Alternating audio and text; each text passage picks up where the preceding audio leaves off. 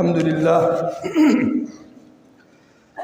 لله وكفى وسلام على عباده الذين اصطفى أما بعد فأعوذ بالله من الشيطان الرجيم بسم الله الرحمن الرحيم وما أرسلنا من رسول إلا ليطاع بإذن الله صدق الله مولانا العظيم وقال النبي صلى الله عليه وسلم من تمسك بسنتي عند فساد أمتي فله أجر 100 شهيد أو كما قال النبي صلى الله عليه وسلم صدق الله العظيم وصدق رسوله النبي الكريم ونحن على ذلك من الشاهدين والشاكرين والحمد لله رب العالمين۔ قابل احترام برادران اسلام، الحمدللہ چند جمعہ سے آقا مکی و مدنی تاجدار مدینہ جناب محمد الرسول اللہ صلی اللہ علیہ وسلم کی سنتوں کے متعلق بات چل رہی ہے۔ سنت کا لفظ جب بولا جاتا ہے تو ہمارے ذہنوں میں یہ بات آتی ہے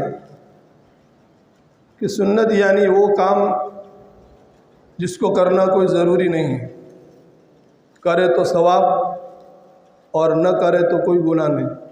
ہم عام طور پر یہی سمجھتے ہیں، حالانکہ وجہ یہ نہیں ہے، مطلب یہ نہیں ہے۔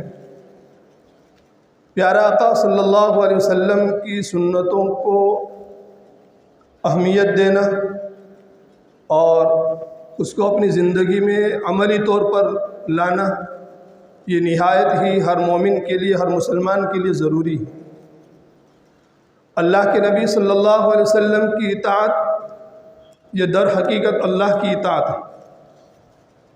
آپ صلی اللہ علیہ وسلم کی پیروی حقیقت میں اللہ کے حکم کو ماننا، اور آپ صلی اللہ علیہ وسلم کے طریقے کے خلاف زندگی گزارنا یہ حقیقت میں اللہ کے حکم کی خلاف ورزی ہے۔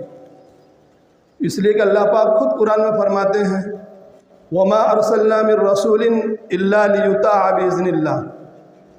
رسول کو اس لیے اللہ پاک بھیجتا ہے تاکہ اللہ کے حکم سے اس رسول کی اطاعت کی جائے، پیروی کی جائے۔ معلوم یہ ہوا کہ نبی صلی اللہ علیہ وسلم کی اطاعت یہ اللہ کا حکم ہے۔ آج مسلمان پوری دنیا میں جو رسوا ہے اور بے دینی کے عالم کے اندر جو زندگی گزار رہے ہیں اور ناکامی کا جو منہ دیکھ رہے ہیں اور طرح طرح کے مصائب اور بلاؤں کے اندر گرفتار ہیں، علماء نے بہت ساری وجوہات میں سے ایک وجہ یہ بھی لکھی ہے کہ آج مسلمان ہمارے نبی صلی اللہ علیہ وسلم کی سنتوں سے منہ پھیر کر کے، ہمارے نبی صلی اللہ علیہ وسلم کی سنتوں کو چھوڑ کر کے زندگی گزارتا ہے۔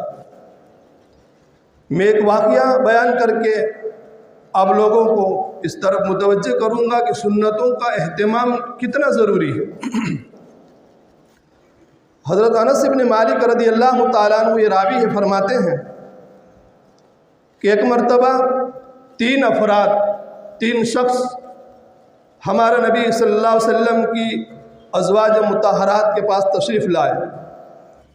آپ صلی اللہ علیہ وسلم کی عبادت کو معلوم کرنے کے لیے کہ روزمرہ کی زندگی آپ کی کیسی ہے، آپ کیا اعمال کرتے ہیں، آپ کی رات کی عبادتیں کیا ہیں، آپ کی دن کی عبادتیں کیا ہیں، قرآن کی تلاوت کیسے کرتے ہیں، کتنی کرتے ہیں، اللہ کا ذکر کتنا کرتے ہیں، کیسے کرتے ہیں، دعاؤں کے متعلق آپ کا معمولات کیا ہے، یہ ساری باتوں کو معلوم کرنے کے لیے 3 شخص ازواج مطہرات رضی اللہ تعالی عنہن کے پاس آئے۔ تو آپ کے ازواج نے حضور صلی اللہ علیہ وسلم کی ساری عبادتوں کا حال بیان کر دیا۔ آپ کی تلاوت کیسے ہوتی ہے، کتنی ہوتی ہے، رات کی عبادتیں کیا ہے، دن کی عبادتیں کیا ہے، فرائض کا کیا حال ہے، نوافل کتنا پڑھتے ہیں، ساری تفصیلات ازواج مطہرات رضی اللہ تعالیٰ عنہ نے بیان کر دی۔ تو یہ 3 شخص 3 افراد جو آئے تھے، کہ آپ صلی اللہ علیہ وسلم کی عبادتوں کو سن کر کے انہوں نے یہ محسوس کیا کہ آپ صلی اللہ علیہ وسلم تو بخشے بخشائے ہیں، اگلے اور پچھلے تمام گناہ معاف کر دیے گئے ہیں، آپ تو معصوم ہیں، اس کے باوجود اتنی ساری عبادتیں کرتے ہیں اور آپ کی زندگی کا یہ حال ہے، تو ہمارے لیے تو یہ عبادتیں بہت کم ہیں، ہم تو اتنی عبادتیں کریں گے تو ہمارے لیے تو ناکافی ہوگی، یہ کم سمجھا۔ اس لیے ان تینوں میں سے ایک نے یہ کہا کہ میں رات بھر جاگوں گا، سوؤں گا نہیں، اور رات بھر عبادت کرتا رہوں گا۔ اور دوسرے نے یہ کہا کہ میں دن بھر روزہ رکھوں گا، کبھی بھی افطاری نہیں کروں گا، ہمیشہ روزے کی حالت میں رہوں گا۔ اور تیسرے نے یہ کہا کہ میں ہمیشہ بیویوں سے الگ رہوں گا، شادی نہیں کروں گا۔ یہ گفتگو ہو رہی تھی کہ اللہ کے نبی صلی اللہ علیہ وسلم تشریف لائے۔ آپ صلی اللہ علیہ وسلم نے ان تینوں حضرات کی گفتگو سن لی، اور آپ صلی اللہ علیہ وسلم نے فرمایا کہ آپ اس طریقے سے کہہ رہے تھے کہ میں رات بھر سوؤں گا نہیں، عبادت میں گزاروں گا، اور دن بھر روزہ رکھوں گا، افطاری نہیں کروں گا، بیویوں سے الگ رہوں گا، شادی نہیں کروں گا۔ ان تینوں نے کہا کہ ہاں ہم اس طریقے سے تذکرہ کر رہے تھے۔ آپ صلی اللہ علیہ وسلم نے فرمایا کہ دیکھو، میں تم لوگوں سے زیادہ اللہ سے ڈرنے والا ہوں، میری زندگی کے اندر تم سے زیادہ اللہ کا خوف ہے، اور تمہارے مقابلے میں زیادہ مجھے آخرت کی فکر ہے، لیکن اس کے باوجود میں سوتا بھی ہوں، عبادت بھی کرتا ہوں، میں روزہ بھی رکھتا ہوں، افطار بھی کرتا ہوں، اور میں بیویوں کے ساتھ بھی رہتا ہوں، شادی بھی کرتا ہوں، اور اس طریقے سے زندگی گزارتا ہوں۔ تم لوگوں کا یہ کہنا کہ رات بھر سوئیں گے نہیں اور دن بھر روزہ رکھیں گے، افطاری نہیں کریں گے، شادی نہیں کریں گے، بیویوں سے الگ رہیں گے، تو سمجھ لو یہ میرے طریقے کے خلاف ہے۔ میرا طریقہ یہ ہے کہ میں رات کو سوتا بھی ہوں، عبادت بھی کرتا ہوں، روزہ بھی رکھتا ہوں، افطار بھی کرتا ہوں، بیویوں کے ساتھ بھی رہتا ہوں، اور اللہ کی عبادت کے اندر مشغول بھی ہوتا ہوں۔ میرا طریقہ یہ ہے، اور یاد رکھو اگر تم نے میرے طریقے کے خلاف اگر زندگی گزاری تو پھر تم راہ راستہ سے بھٹک جاؤ گے۔ حالانکہ ان تینوں کا ارادہ اچھا تھا، ان تینوں کی نیتیں اچھی تھی، انہوں نے اللہ کے نبی صلی اللہ علیہ وسلم کی عبادات کو دیکھ کر کے اپنی عبادت کو کم سمجھا کہ جب اللہ کے نبی صلی اللہ علیہ وسلم بخشے بخشائے ہیں اور اللہ کے محبوب ہیں، اس کے باوجود آپ کی عبادتوں کا یہ حال ہے، تو پھر ہماری عبادتوں کی کیا حیثیت؟ اس لیے ان لوگوں کے عزائم اور نیتیں اچھی تھی، لیکن اللہ کے نبی صلی اللہ علیہ وسلم نے صحیح رہبری فرمائی کہ آپ لوگوں کی نیتیں کچھ بھی ہوں، لیکن آپ لوگوں کا یہ کہنا یہ میرے طریقے سے ہٹ کر کے ہے۔ اس لیے انسان سوئے گا بھی، عبادت بھی کرے گا، انسان روزہ بھی رکھے گا، افطار بھی کرے گا، انسان شادی بھی کرے گا، اور اللہ کی عبادت کے اندر مشغول بھی ہوگا۔ یہ اللہ کے نبی صلی اللہ علیہ وسلم نے امت کو تعلیم دی، اور اس سے ہم اندازہ لگا سکتے ہیں کہ آپ صلی اللہ علیہ وسلم کے طریقے کی کتنی اہمیت ہے۔ اس لیے ایک موقع پر اللہ کے نبی صلی اللہ علیہ وسلم نے فرمایا کہ میں دنیا سے جا رہا ہوں، لیکن تمہارے لیے دو چیزیں چھوڑ کر کے جاتا ہوں، اگر تم لوگوں نے ان دونوں کو مضبوطی کے ساتھ تھامے رکھا اور پکڑے رکھا تو کبھی بھی دنیا کی کوئی طاقت تم کو گمراہ نہیں کر سکتی، راہ راستے سے ہٹا نہیں سکتی۔ وہ دونوں چیزیں کیا ہیں؟ کتاب اللہ اور سنت رسول اللہ۔ ایک اللہ کا کلام، اللہ کی کتاب، اور ایک میرا طریقہ۔ ان دونوں کے مطابق تم زندگی گزارو گے اور ان دونوں کو مضبوطی کے ساتھ تم تھامے رکھو گے تو کبھی بھی تم راہ راستے سے بھٹک نہیں سکتے ہو۔ دنیا کی کوئی طاقت تمہیں راہ راستے سے گمراہ نہیں کر سکتی۔ یہ آقا صلی اللہ علیہ وسلم کا طریقہ اور آپ صلی اللہ علیہ وسلم کی سنت ہے۔ صبح اٹھنے سے لے کر کے رات کے سونے تک، اور رات کو سونے سے لے کر صبح اٹھنے تک، اور پیدا ہونے سے لے کر کے موت تک، اور موت سے لے کر کے جنت میں جانے تک، اللہ کے نبی صلی اللہ علیہ وسلم نے کوئی گوشہ ایسا امتی کے لیے نہیں چھوڑا جس کے اندر طریقہ کار نہ بتلایا، آپ کو طریقہ نہ بتلایا۔ آج ہزاروں سنتیں ایسی ہیں کہ ہم اس کو جانتے بھی نہیں ہیں، معلوم ہی نہیں ہے، اور جانتے ہیں تو اس کے اوپر عمل نہیں کرتے ہیں۔ عمل نہ کرنے کی ایک وجہ یہ ہے کہ ہم ان کو معمولی سمجھتے ہیں، ہلکا سمجھتے ہیں، اور ان کی اہمیت ہمارے دل کے اندر نہیں ہے۔ حالانکہ اللہ کے نبی صلی اللہ علیہ وسلم کو اللہ پاک نے فرما دیا کہ تم دنیا کے انسانوں سے کہہ دو کہ اگر تمہارا دعویٰ یہ ہے کہ تم اللہ سے محبت کرتے ہو تو پھر تمہارے نقش قدم پر چلے۔ اللہ کے نبی کی اطاعت کرنا یہ حقیقت میں اللہ کی اطاعت ہے۔ تو سنتوں کو معلوم کرنا اور سنتوں کی اہمیت ہمارے دلوں کے اندر پیدا کرنا، کسی سنت کو سنت سمجھ کر ہرگز نہ چھوڑے، اس کو معمولی نہ سمجھے۔ صحابہ کرام رضی اللہ تعالیٰ عنہ کے جو فضائل بیان کیے گئے ہیں تو علماء لکھتے ہیں کہ حضرات صحابہ اور اس میں سے بھی خاص کر کے خلفائے راشدین حضرت ابوبکر صدیق رضی اللہ تعالیٰ عنہ، حضرت عمر، حضرت عثمان اور حضرت علی کے جو فضائل بیان کیے گئے ہیں، بہت ساری وجوہات میں سے ایک وجہ یہ ہے کہ ان لوگوں نے اللہ کے نبی صلی اللہ علیہ وسلم کی اداؤں کو اپنی جان سے بھی زیادہ محبوب سمجھا۔ آپ صلی اللہ علیہ وسلم کی ادا کے اوپر مر مٹنے والے تھے، آپ صلی اللہ علیہ وسلم کے طریقے کو عملی طور پر اپنی زندگی میں لانے والے تھے۔ بہت سارے جو فضائل ہیں اور فضائل کی جو اسباب اور وجوہات ہیں، ان میں سے ایک وجہ یہ علماء نے لکھی ہے، اور خاص کر کے خلفائے راشدین کے بارے میں جو ہے کہ آپ صلی اللہ علیہ وسلم کی ایک ایک ادا کو اپنی جان سے بھی زیادہ محبوب سمجھتے تھے اور سنت کو سنت سمجھ کر کے عمل کرنے والے تھے۔ اس لیے فرمایا الصحابہ کالنجوم فبأیہم اقتدیتم اہتدیتم، کہ میرے صحابہ ستارے کے مانند ہیں، اگر کسی ایک کی بھی پیروی کر لی تو تم راہ راستہ تک پہنچ جاؤ۔ یہ معیار ہے۔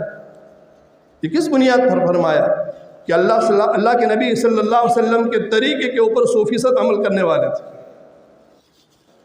آج انسان غفلت کے اندر سوتا ہے، غفلت کے اندر اٹھتا ہے۔ دیکھو سونا یہ اللہ کا ایک حکم ہے اور اللہ پاک کی بڑی نعمت ہے۔ نیند جو ہے نا انسان کے لیے بہت بڑی نعمت ہے۔ ہاں، جس کو نیند نہیں آتی ہے اس کو پوچھو کہ کتنی پریشانی ہے، کتنی تکلیف ہے۔ دواؤں کو استعمال کرنے کے باوجود بھی وہ میٹھی نیند نہیں سو سکتے ہیں۔ اللہ پاک نے رات جو بنائی ہے وہ سونے کے لیے بنائی ہے، آرام کے لیے بنائی ہے۔ اس لیے انسان جب رات ہوتی ہے تو بشری تقاضا ہے کہ اس کو نیند آتی ہے، اس لیے کہا کہ عشاء کے بعد جلدی سو جاؤ۔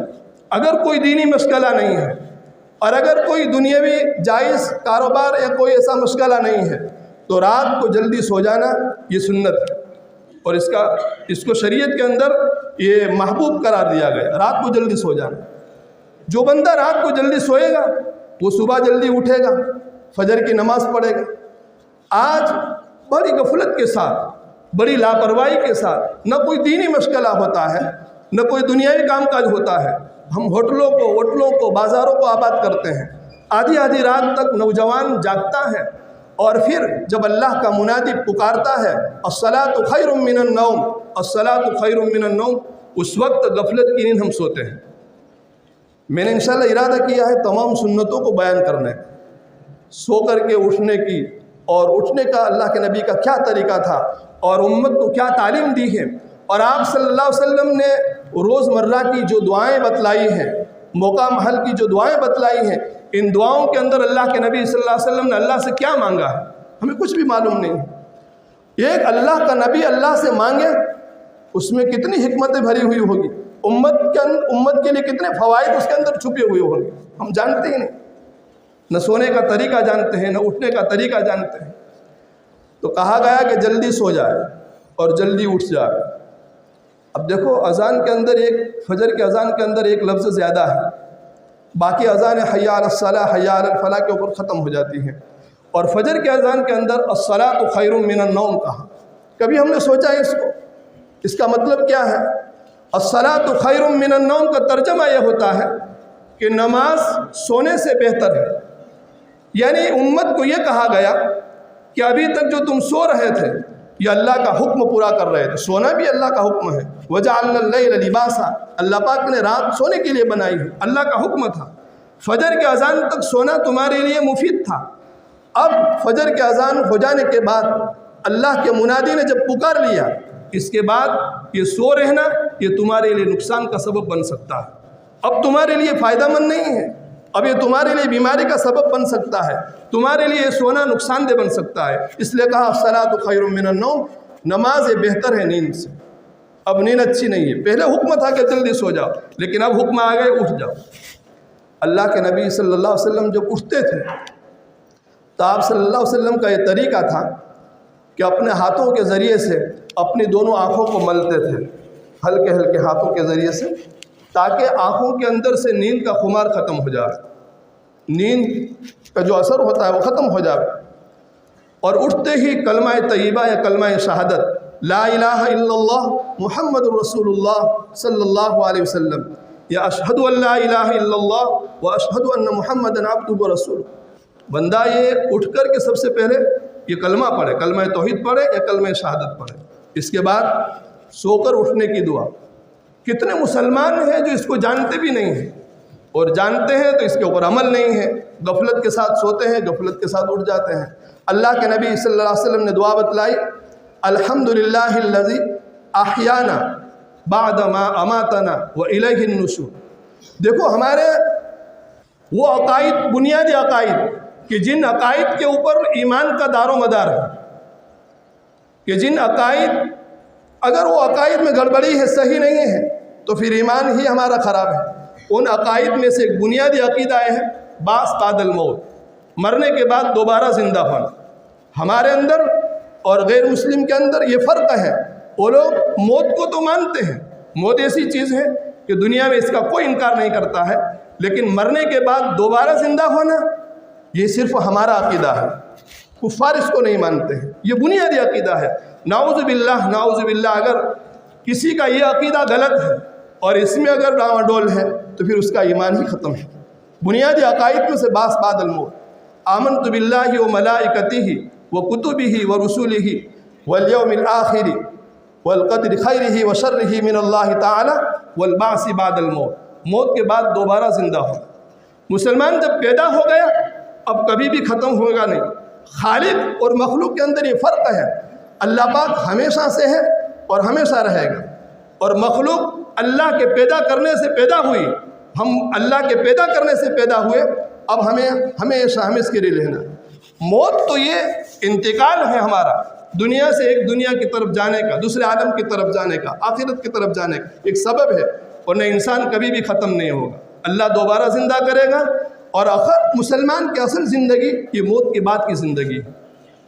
تو میں یہ کہہ رہا تھا کہ یہ جو دعا ہے اٹھنے کی، الحمدللہ الذی احیانا بعد ما اماتنا والیہ النشور، اس کے اندر اس بعث بعد الموت کی طرف مسلمان کو توجہ دلائی گئی۔ کیا ترجمہ ہوتا ہے؟ تمام تر تعریف اس اللہ کے لیے ہے جس نے ہم کو مار ڈالنے کے بعد دوبارہ زندہ کیا۔ یہ نہیں کہا کہ سلانے کے بعد جگایا اٹھایا، غور کرنے کی بات ہے۔ انسان جب سوتا ہے تو وہ مرنے کے مشابہ ہو جاتا ہے۔ بہت سے لوگ اللہ کے بندے ایسے ہیں کہ سونے کے بعد تو پھر ہمیشہ کے لیے رخصت ہو جاتے ہیں، اٹھتے ہی نہیں، اور جو اٹھ جاتے ہیں اللہ پاک اس کو نئی زندگی دیتے ہیں۔ اس لیے قرآن میں ایک جگہ کہا، اللہ یتوفی الانفس حین موتها والتی لم تمت فی منامها فیمسک التی قضی علیہا الاخری ویرسل۔ تو یہ ایک جگہ یہ بیان کیا کہ بہت سے بندے ایسے ہیں کہ جو سونے کے بعد اٹھتے ہی نہیں، ہمیشہ کے لیے رخصت ہو جاتے ہیں، اور ہم اٹھ گئے اس لیے اللہ کی تعریف کر رہے ہیں۔ الحمدللہ الذی احیانا بعد ما اماتنا والیہ النشور، تمام تر تعریف اس اللہ کے لیے جس نے ہم کو مار ڈالنے کے بعد دوبارہ زندہ کیا۔ والیہ النشور کیا مطلب؟ کہ جس طریقے سے ہم سو گئے تھے جو مرنے کے مانند تھے، ہم کو کچھ بھی پتہ نہیں تھا، تو جیسے دوبارہ اللہ نے ہم کو بیدار کیا، ایسے ہی اے مسلمانوں کل قیامت کے دن دوبارہ ہم کو زندہ ہونا ہے، وَإِلَيْهِ النُّشُورُ، اور اللہ کی بارگاہ کے اندر حاضر ہونا ہے اور ہماری زندگی کا حساب دینا ہے۔ یہ جب بندہ روزانہ اٹھ کر کے یہ دعا پڑھے گا تو بعث بعد الموت کا عقیدہ اس کا کتنا پکا اور ٹھوس ہو جائے گا۔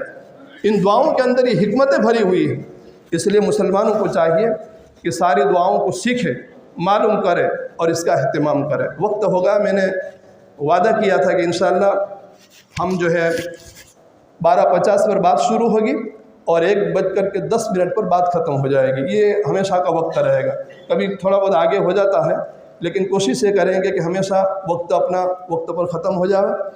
وقت کی بڑی اہمیت ہوتی ہے، اس لیے مجمع سے گزارش میں نے کی تھی کہ بھائی دیکھو جمعہ کا دن عید المومنین ہے، ہفتہ کے اندر ایک دن ایسا ہے کہ جس کے اندر ہم اللہ کے دین کی بات سن سکتے ہیں، اس لیے تمام حضرات سے گزارش ہے کہ اپنا وقت فارغ کر کے اگر جلدی آ جاوے تو بہت ساری مفید باتیں ہمارے سامنے آیا کرے گی۔ اللہ پاک ہم کو عمل کرنے کی توفیق عطا فرمائے۔